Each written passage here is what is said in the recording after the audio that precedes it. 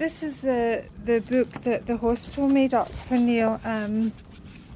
It just basically told who he was and that he'd had a stroke, and telling anyone that needed to know that he was dysphasic and that he had speech problems, and where his brain was actually damaged, and a bit about his background, his family, and who the family members were.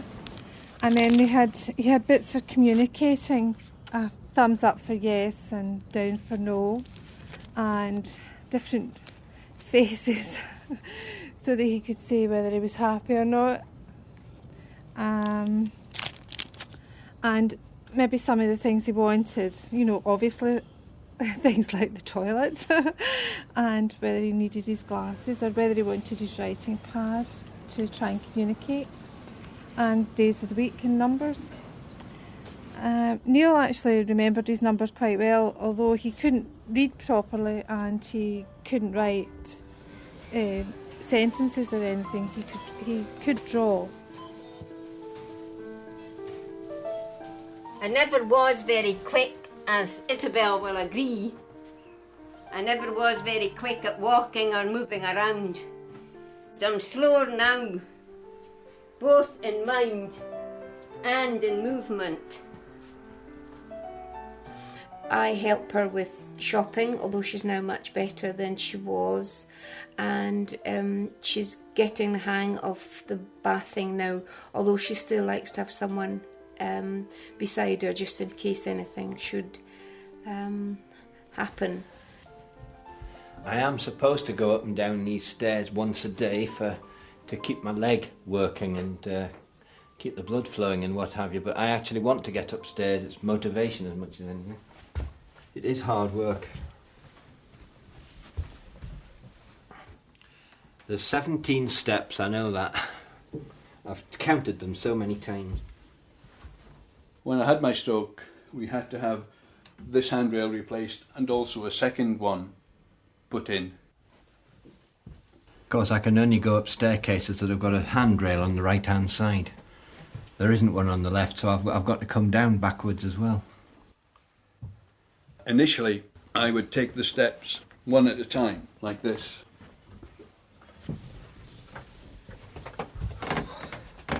Only 5 to go. Now I can move with just one hand, and sometimes I can take both hands off and do it. And this is the room that I want to get into with so much determination and motivation to get up those stairs. This is my pride and joy. This is my model railway room.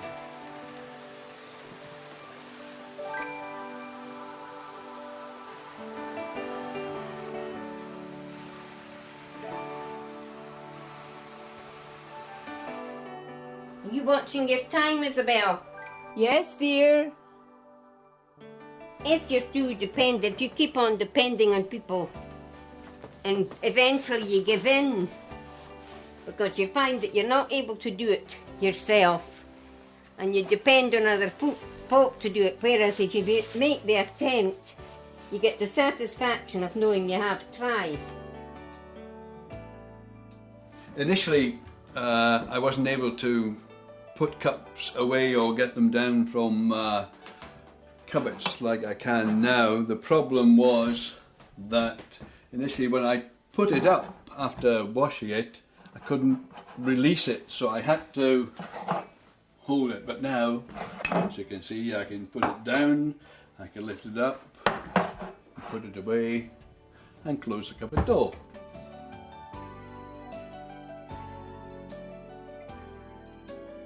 Going to the Western General, one of the exercises I had to do was to sit behind a desk and gradually thread balls onto a piece of string, which I thought was a waste of time, having to keep my elbow on the table. But obviously I realise now they were all designed to help the very small movements.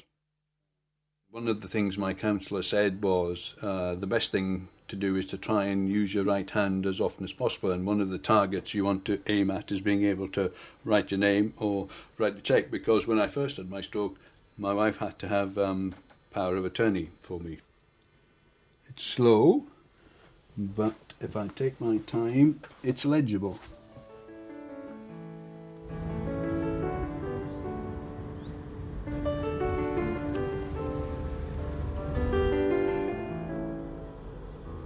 Neil had a stroke on the left side of his brain, which affected the right side of his body, and he's naturally right-handed, so he had to learn to use his left hand again. But quite quickly he started drawing with it to try, because he couldn't speak, to try and tell us what he wanted to say. And that's basically how the art group thing came about. Now he started painting. I think this was his first attempt, wasn't it, you had at painting? He likes countryside. He likes being out and about, don't you? And this was the second one, was it? This is his latest one. And as you can see, he's getting brighter and his colours are getting better, aren't they? Your mix of colours are getting better. And of course, social services locally have supplied me with a lot of equipment. Everything from a trolley to aids for the kitchen, to the lifting seat for the bath, to the raised seat for the toilet. All sorts of things, really. Biggest adaptations that have had to be made to the house, as you might imagine, are in the bathroom area. If we just come into the bathroom here. I've been supplied with a raised toilet seat for the toilet. That gives me a 6-inch raise and then a handrail to help me stand up again. The biggest problem is I can't get in and out of the bath unaided. So what we've got is, it's called a manga booster seat. You fill the bath with water in the normal way, pump the seat up and sit on it, and then when you're ready to go into the water, you release the pressure and down you go. And then to come up again, you turn on the compressor and it pumps the bellows up until you're sitting on the edge of the bath, and then from there I can stand up. And that enables me to have a bath every day, although we do have a care assistant visits the house every morning for an hour to help me with that. Chew it properly. We do try and sit at a proper table to have meals. We think it's good for the girls, not to mention me. No. What, you don't want that bit? Just put it on the side of your plate then. Yeah, something else that social services provided. In addition to steps, the other thing I have trouble with is normal height chairs.